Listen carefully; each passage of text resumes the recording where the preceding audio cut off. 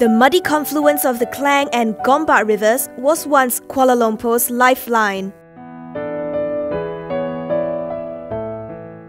Over the years of rapid urbanization, the rivers were long forgotten and heavily polluted by chemical waste and garbage from squatter areas.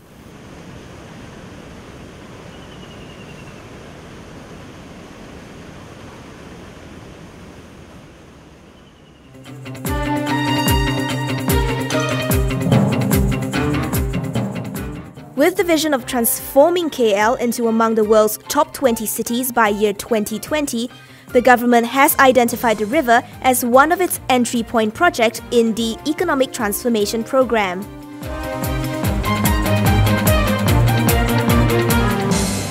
Since 2011, 4.4 billion ringgit has been allocated to rehabilitate and beautify the river into a vibrant waterfront area, bustling with business activities and daily living. 3 billion ringgit from that funding will go towards a river cleaning exercise involving a 110-kilometer stretch along the Klang River Basin, covering the municipal areas of Selayang, Ampang Jaya and KL.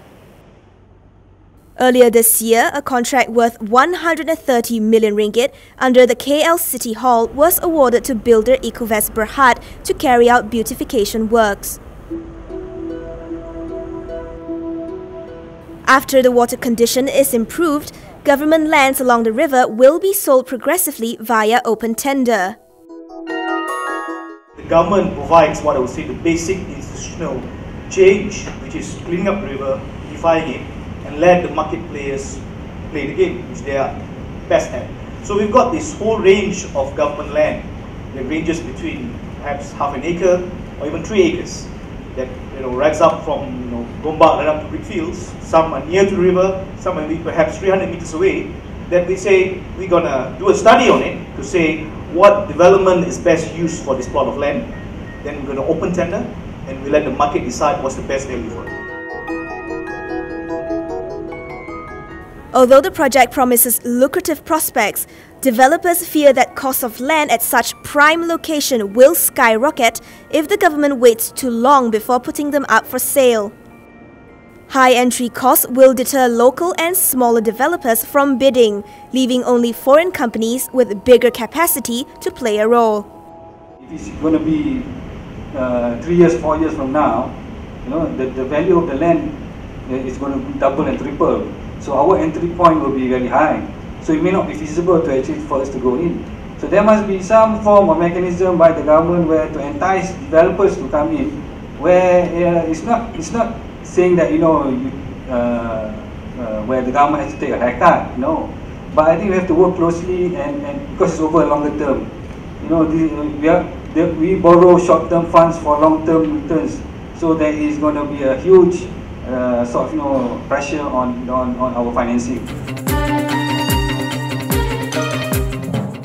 Meanwhile, the government has also engaged AECOM Technology Corporation, an American design and architecture consulting firm, to take charge of the project planning.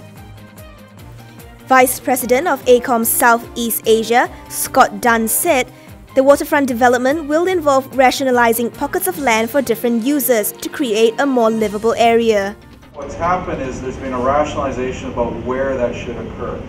Where it should occur so that the community it'll end up creating will be much more of a living and working community, much more integrated and much more livable. And I think that's the thing that we've spent a lot of time and effort on over the last 2 years to help to rationalize some of that. So it's not pockets of sporadic development, but it actually works together.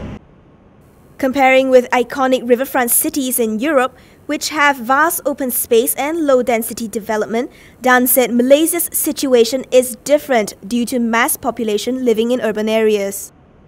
Europe tends to have low density, low populations spread out quite a ways. Where in Kuala Lumpur, as an Asian city, there's a lot of population still to be accommodated in the city. So if you think, 6, 7 years from now, we're going to be adding another couple million people. How do those people move around, where they work, where they live, all of those kind of things, and how can they do it in a way that's highly livable? He added that the water quality of the river should see an improvement by the end of 2015 and that it will start attracting people to the riverside.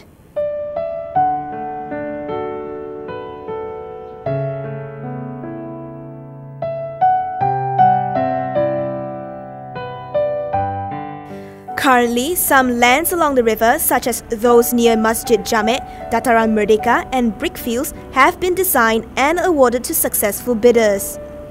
These developments are expected to complete in around 2018 to 2019. Jacqueline Peng, DHTV.